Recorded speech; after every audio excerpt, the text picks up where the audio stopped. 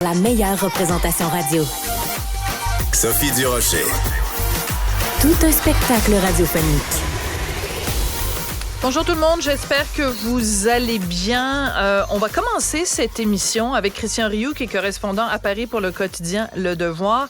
Parce que, Christian, hier, c'était une journée très particulière en France. Dans la même journée, il y a eu les funérailles de Dominique Bernard, donc cet enseignant qui avait été poignardé à mort au cri de Allahu Akbar. Et en soirée, il y a eu une manifestation à Place de la République où des gens ont crié aussi Allahu Akbar. Drôle de journée en France.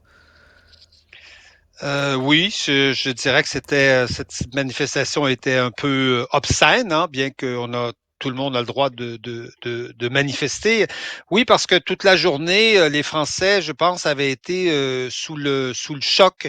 Je suis pas du genre à, vous savez, tellement à m'émouvoir ou à larmoyer sur ce genre d'événement, mais je vous dirais que la journée d'hier n'était pas une journée comme les autres.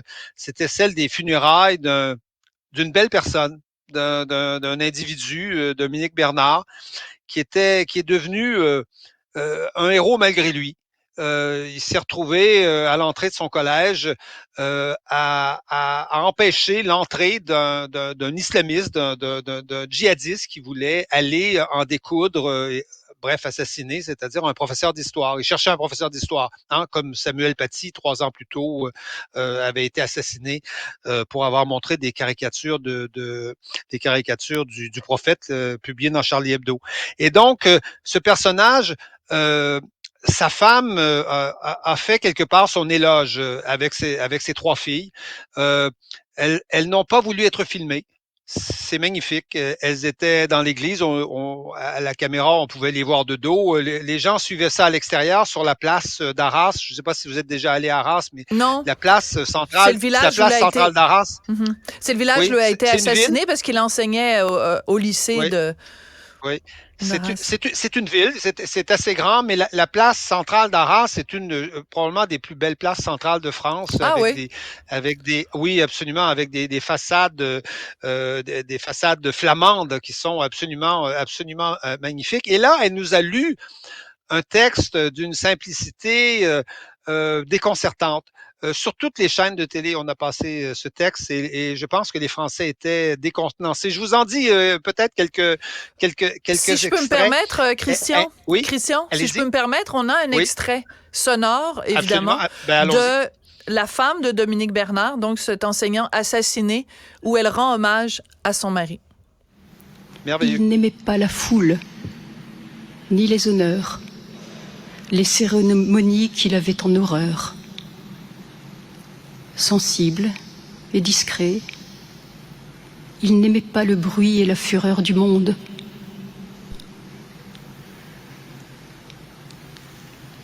Il aimait profondément ses filles, sa mère et sa sœur.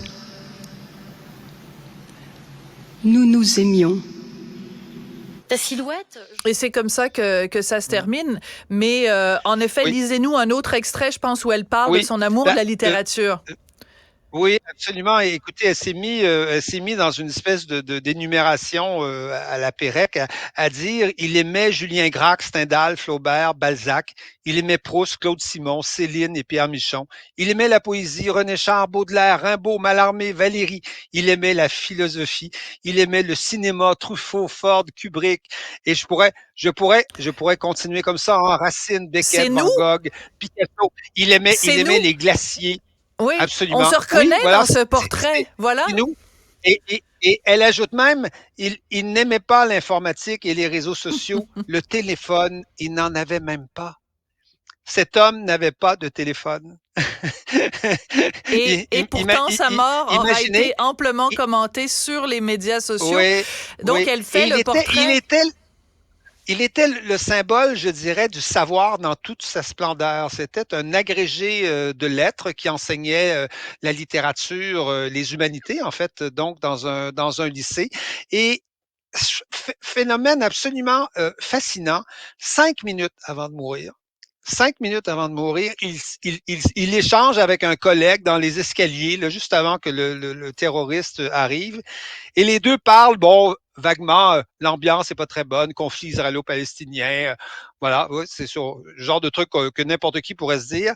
Mais il dit, oh, je sens de plus en plus une grande difficulté de transmettre.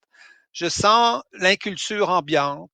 Et il se sentait un peu déprimé sur le fait que cette culture magnifique dont il était le possesseur et qu'il voulait transmettre à ses élèves, eh bien, il avait plus de difficultés qu'avant à la transmettre. Et il termine comme ça en disant, on court à la catastrophe.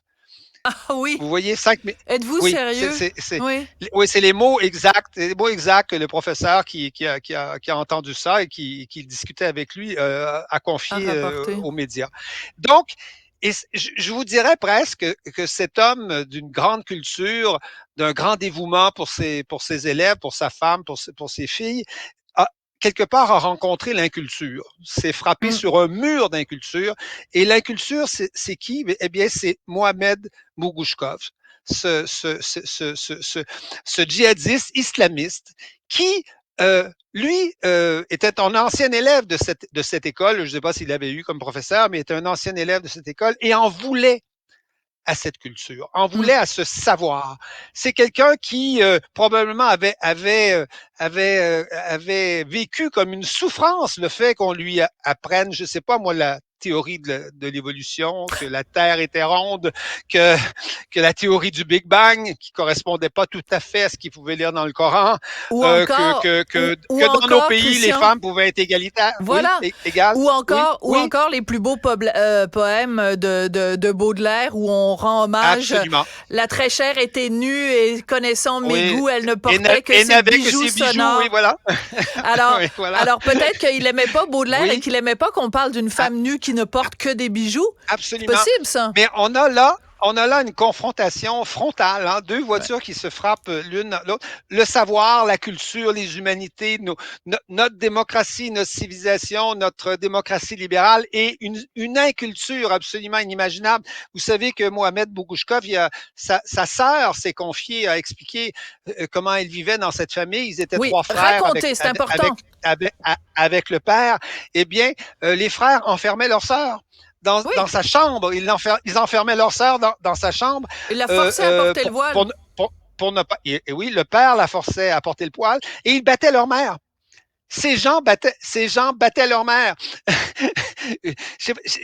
Vous imaginez l'espèce de fossé culturel de deux personnes qui là, c'est presque un cas de cinéma. Hein, on pourrait imaginer un film où on voit Mougouchkov qui arrive de ce monde complètement moyenâgeux, complètement archaïque où les femmes sont voilées de force et qui rencontre l'amoureux de Céline, l'amoureux de Claude Simon, l'amoureux de Flaubert et de Balzac, qui rêve, lui, d'une société de culture. Donc, on a vraiment une espèce de choc culturel. Absolument. Tout à fait fascinant. Et je pense que Isabelle, sa femme, qui a ému absolument toute la France, je crois, hier, et les gens vont se rappeler de ça. Je pense que les Français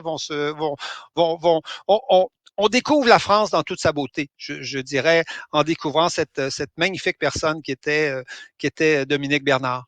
Et c'est d'autant plus triste que il y a quand même tout un pan de la population. Je pense par exemple au fait que lundi, quand il y avait la minute de silence qui était demandée dans les lycées, dans les écoles en France, qu'il y a des gens, je pense qu'il y en a 67 personnes qui ont interrompu la minute de silence ou qui ont. Et le premier ministre, enfin le président de la République a dit on va sévir contre ces gens-là. C'est soit lui ou le ministre de l'Éducation qui a dit on va sévir contre ces gens-là parce qu'on ne niaise pas, on ne tataouine pas avec les minutes de silence en France. Oui, c'est Gérard Darmanin, en fait, le ministre de l'Intérieur, qui a dit ça, mais il y a eu à peu près 300 ou presque 400 personnes qui ont fait des conneries, effectivement, qui ont interrompu la minute de silence. Mais ça arrive régulièrement.